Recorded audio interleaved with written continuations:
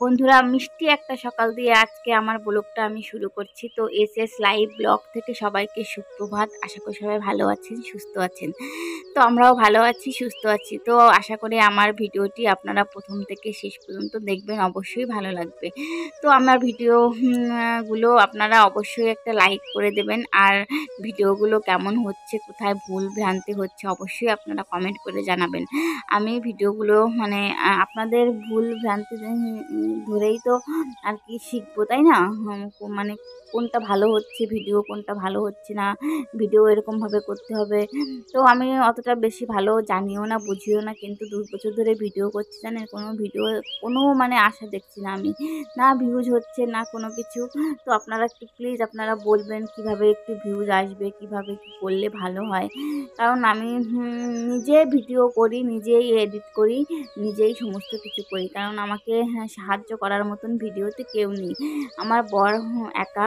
তো ও তো বাইরে সবসময় কাজকর্মে ব্যস্ত থাকে, কারণ দুজনের সংসার। ও যেহেতু ইনকাম করে, ও ইনকাম না করলে আমরা দুজনের চলা তো খুব মুশকিল, তাই না? এই বাজারে দ্রব্যমূল্যের দাম, সমস্ত কিছুর দাম যে পরিমাণে বেড়েছে, তো সে কারণে আমি একাই চেষ্টা করি ভিডিওগুলো মানে শ্যুট করতে, এডিট করতে। তো যেটুকু পারি আর কি সেরকমভাবে আমি করি, আর আপনাদের সঙ্গে আমি শেয়ার করার চেষ্টা করি।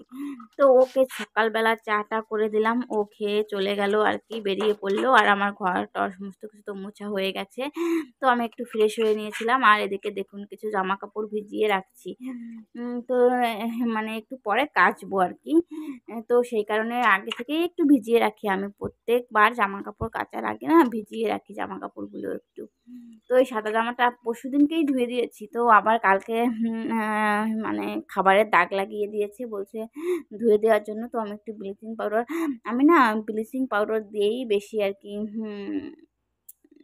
দাগ উঠাই আর কি। কোনো কিছু দাগ লাগলে না ব্লিচিং পাউডার দেবেন, দেখবেন দাগগুলো না উঠে গেছে।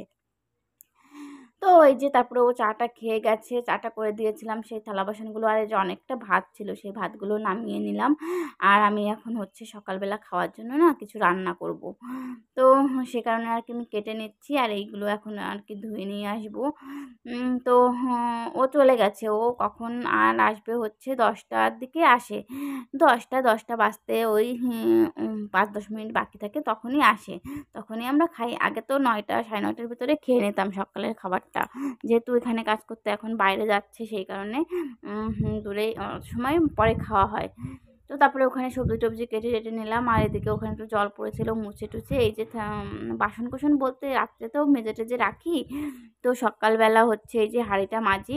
আর আমি প্রত্যেকদিন সকালেই হাঁড়ি মাজি, কারণ দুপুরেও মাজি না, রাত্রেও মাজি না, বারণ আছে, সে কারণে মাজতে হয় না। আর এই যে চাটা খেলো সেই থালা বাসন মানে চায়ের বাসনগুলো ধুয়ে নিলাম।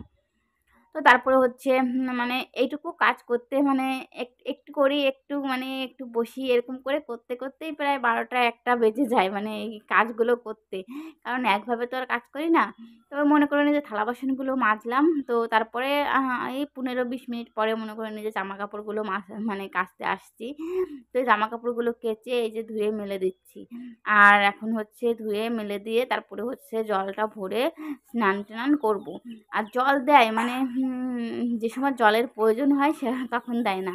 ওই যে এখন মনে করুন জলের প্রয়োজন দুপুরে, এখন আজকে জল আসেনি, তো আর যদি দেয় তাহলে বিকালে দেবে, মানে এরকম করে জল দেয়।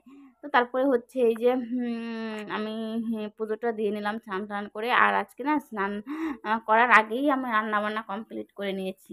তো রান্নাবান্না কমপ্লিট করে দেখুন, স্নান করে পুজো দিতে দিতে পোকা মানে এটাকে উল্লা বলে, ডিমের ভিতরে ঢুকে গেছে আর কি। তো রান্না করেছি আজকে সমস্ত কিছু ডিম আর কি। তো ডিম দিয়ে, পটল দিয়ে, আলু দিয়ে ঝোল করেছি, তারপরে হচ্ছে বেগুনের ঘ্যাট করেছি, আর মাছের ডিমের বড়া করেছি। তো খাওয়া দাওয়া কমপ্লিট করার পরে এই দেখুন বিকালের দিকে আর কি ওই 4টে 4:30 মতন বাজে, তখন একটু বৃষ্টি হয়েছে আর কি। তো ভিডিও করব কি বলুন তো, অবশেষে মানে গরমে তো অবশেষে একটু স্বস্তি পেলাম। কিন্তু ভিডিও করতে গিয়েছিলাম, এত বেগে ঠাসা পড়ছিল আর কি, বাজ পড়ছিল।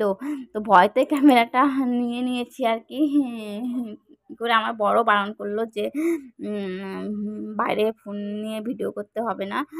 তো তারপরে আর ভিডিও শ্যুট করিনি। তারপরে দেখুন এই যে সন্ধ্যা প্রদীপ দিয়ে জামাকাপড়গুলো ভাজিয়ে নিচ্ছি।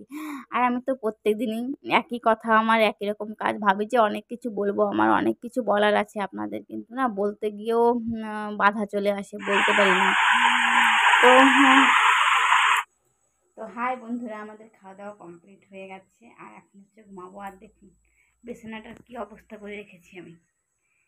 তো এগুলো একটু ঝাড়ফুঁক দেবো, তারপরে হচ্ছে ঘুমাবো। তো আজকের ব্লগটি আমি এখানেই শেষ করেছি। সবাই ভালো থাকবেন, সুস্থ থাকবেন। কালকে নতুন আরেকটা ব্লগ নিয়ে চলে আসবো। সবাইকে গুড নাইট, টাটা।